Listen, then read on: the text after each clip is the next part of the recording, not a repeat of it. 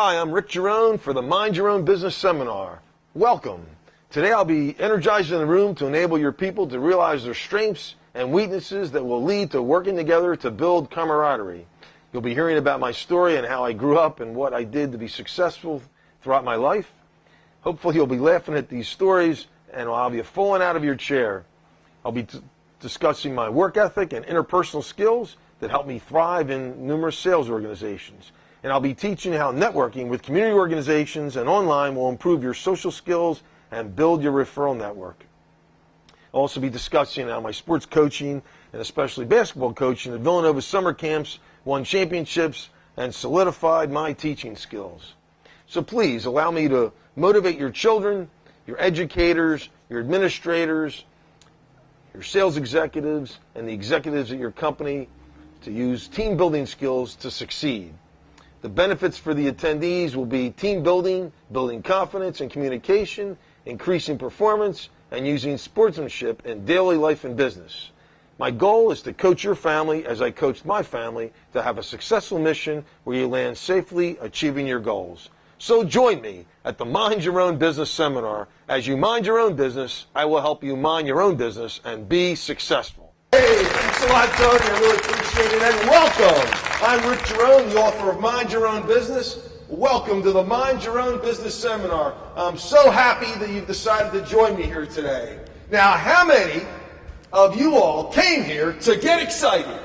I hope each and every one of you. Let's see a show of hands. Okay, I see the hands.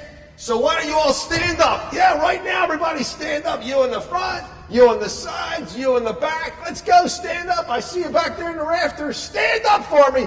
Okay, so this is the effort you probably give each and every day as you either walk to school, jump in your car to go to work, or ride the bus. So this is the effort. You're walking around. This is your effort, right? So today and every day forward, the extra effort I want you to give is on your tiptoes, just right there. That's the extra effort I want to see out of you academically, athletically, as you're competing on those tests, on those essays, in those exams, and athletically, whether it's baseball, basketball, football, soccer, lacrosse, field hockey. That's the extra effort that's going to win you a championship. How? Through fun, sportsmanship, and respect. Okay, so one of the most memorable moments growing up there in 2516 South Broad Street was my love of John F. Kennedy. And I heard he was coming to town, so I was so excited because I adored the family. We had vacationed at Hyannisport, where they vacationed, Cape Cod, so I really gained a whole appreciation of the Kennedy clan and you know, what they were starting to do. And so he was riding a motorcade, I heard, we coming right in front of our big store window on Broad Street. So I was all ready to run out there and just get a glimpse of him because I loved him so much. And just then a customer comes in. I'm like, oh, of all the times I have a customer, I got to fulfill some more needs. Not today.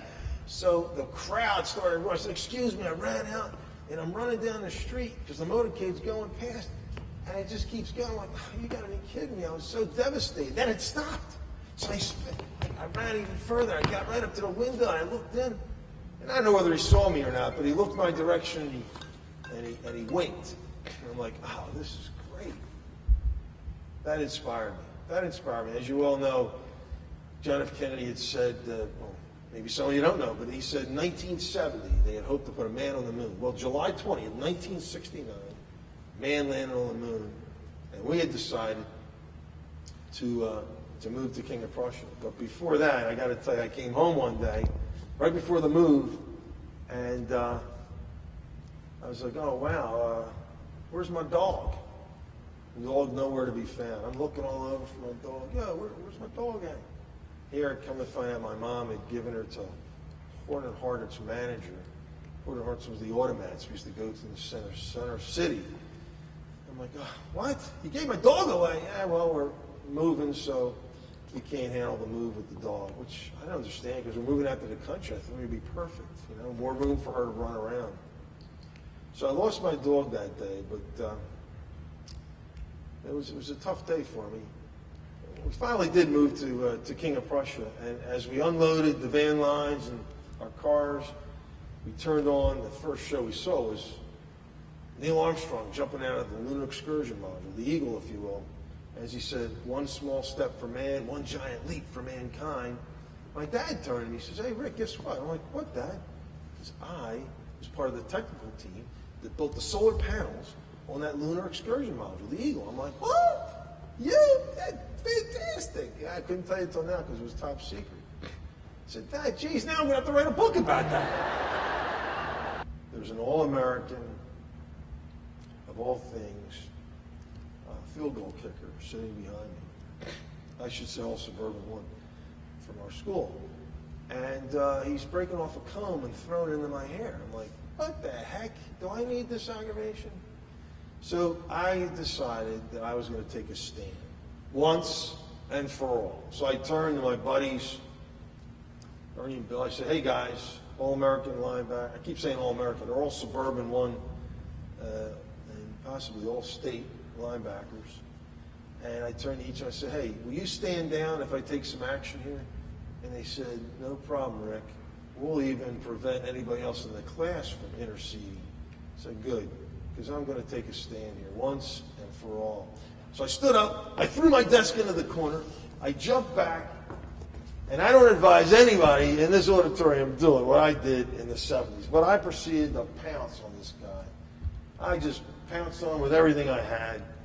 And it was to take a stand, as I've said here continuously, once and for all. I was sick and tired of being bullied. I was younger than most of these kids. I don't want to take it anymore. And what happened next was one of the most miraculous things that I'd ever experienced. Number one, this kid never bullied me again. Number two, nobody in the school ever bullied me again. I gained newfound respect. And I didn't expect any of this. And maybe just as important, if not most important, Mrs. Morrison did not give me a detention. And she was actually proud of me without saying the words, because she had seen what had happened, and she was a little afraid of the situation, because we have a lot of football players in this class. So she didn't, I don't know why she didn't intercede. You know, there's another story there, like, why didn't you intercede and prevent this from happening? All you had to do was yell, what are you doing back there? Stand up, get in the corner. You know, you got a timeout right now, and then you're going to get a detention next. But she wanted, I think in the back of her mind, she wanted me to take that stand. She wanted me to give this kid a detention that we'll never forget. And I almost hate to tell you this, he avoids me now like the plague at all our reunions. But stand up for yourselves, kids. And adults, if that's happening in your life, you got to stand up for yourselves. I don't want to advocate any type of physical activity, but that's not acceptable are three key words you can always say to people.